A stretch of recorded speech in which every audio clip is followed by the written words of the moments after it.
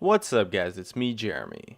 When it comes to solo queue, there's quite a few champions that you just don't want to see on your team, and can start putting you on tilt before the game even begins. The stereotypes attached to these 10 champions end up being true more often than not, and are quite likely to result in a poor experience, and are the kind of thing that makes you hate solo queue. Let's get started. At number 10, we have Alistar. As a champion who is so reliant on his WQ combo to be successful, the amount of times players mess it up is, quite frankly, ridiculous. And although it is a little bit difficult to pull off consistently, the amount of times someone gets away with a sliver of HP due to a flubbed combo has got to be almost every single time someone in solo queue plays Alistar. The fact that he relies on his combos so damn much and people mess it up so often is really frustrating to have on your team, and honestly, if you have less than 80 ping, the combo is definitely not as hard as the players make it seem, but a flubbed Alistar combo can often lose a fight entirely, and when it's your teammate messing it up, that just really sucks. At number 9, it's Tahm Kench. With the tendency of this champion to be a huge troll, it's quite often that he's going to throw you headfirst into the enemy team as somewhat of a joke. And good luck with his ultimate too, and pray that you don't get ported to your death. He gets to eat you at any time, and so gets to control your character, leaving you feeling like Tahm is on the enemy team. And to top it all off, he has one of the lowest win rates in the entire game, and often feels like a totally useless character, even if the player isn't trolling you. And so the chances of you having a good time with this guy on your team is just not really that great. At number 8, it's Bard. The interactions his abilities create with the enemies and allies can result in quite a lot of situations where a Bard misplay just straight up loses you the game, or at the very least leaves you frustrated and annoyed at this troll of a champion. Bard's ultimate is so difficult to land properly that it's sure to go wrong eventually, and the magical journey can lead to you getting caught out and stuck in a tough situation that would otherwise be impossible. On top of it, Bard players really like to leave lane to go to pick up chimes and end up getting caught or leaving you in a 1v2 scenario a lot more often than is necessary, and just gets super annoying for any AD carry player.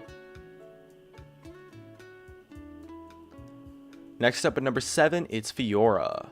Although the rework might make things better, Fiora players have a real knack for getting ganked and then proceeding to be a huge flamer while they go on tilt and get snowballed on, while also managing to run in 1v5 during teamfights to die instantly after getting crowd controlled.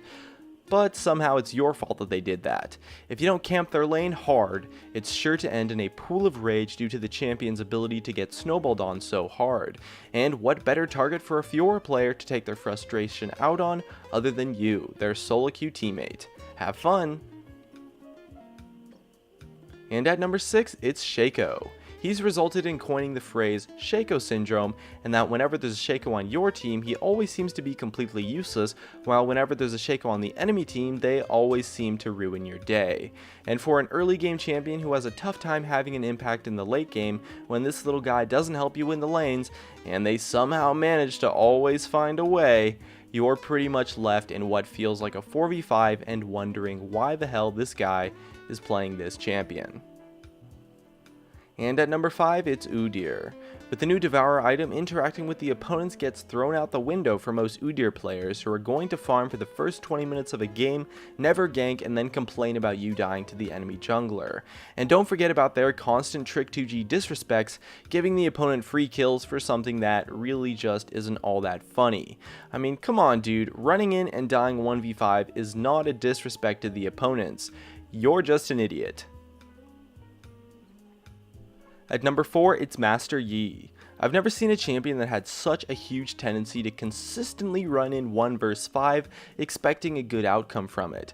But don't worry, he can't be slowed, until he gets stunned and dies instantly due to his glass cannon build that should have stopped 2 damage items ago, leaving your team with no frontline to assist the Master Yi in his dives. And on top of that, he's just going to farm all game until he's useless in teamfights to stack up his build that is exactly the opposite of what you want from your jungler in a game, only to fail horribly in those teamfights trying to dive the backline for no particular reason whatsoever.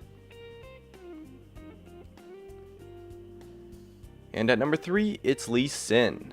The Lee syndrome is another popular phrase that floats around for Lee Sins that have a tendency to dive in 1 vs 5, and since Lee Sin is such a mechanically difficult champion to play, the mistakes your teammate is bound to make will really make a fool of themselves and leaving you feeling like he's a totally stupid player. The failed insects, the missed sonic waves, and the 1v5 dives into the enemy team, as well as the delayed ward jumps will be a common occurrence, and those kind of flubs ruin the early and mid game for this champion, who falls off reasonably hard in the late game later on, often making the player completely useless. And while they might not rage at you as often as other champions, the lack of skill these guys are going to bring to the table more than makes up for it. At number 2, it's Vayne. As a champion who is so weak during the laning phase, you'd think that maybe the people who play Vayne would actually realize it, but no. Any Vayne on your team is certain to feed their lane quite hard since she's so weak, and more often than not, blame it entirely on you. I mean, if you want to play a late game champion, that's fine, but don't expect to win your lane. But one death and these guys go on tilt like crazy, saying their support is useless, the mid laner, top laner, and jungler should have sacrificed everything to babysit their lane, and well, it results in them never making it to their desired late game point and just being completely useless while bringing the whole team down for the entire game. And at number 1, it's Riven. And to put things into perspective, a Riven player is statistically twice as likely to AFK than anybody playing any other champion. I've never seen someone who goes on tilt so hard and so fast and so consistently. And it's sure to never be their fault that they died to that gank or got outplayed by their opponent because they're all Diamond 1 Smurfs who are getting held back by their teams anyways. Riven as a champion gets snowballed on super hard when behind, and her kit really makes the players feel frustrated if they're losing, but that certainly is no excuse, and these toxic assholes are definitely going to ruin your day if you don't camp the shit out of their lane.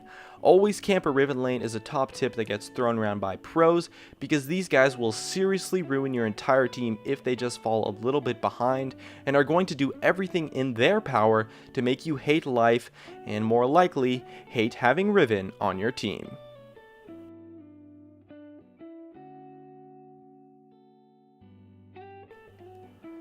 And that just about wraps it up. If you enjoyed the video, make sure to tap that like button to help support me, as well as you could subscribe for some more awesome content in the future. And definitely check out some of the other videos on the screen too. Thanks for watching, and I'll see you guys next time.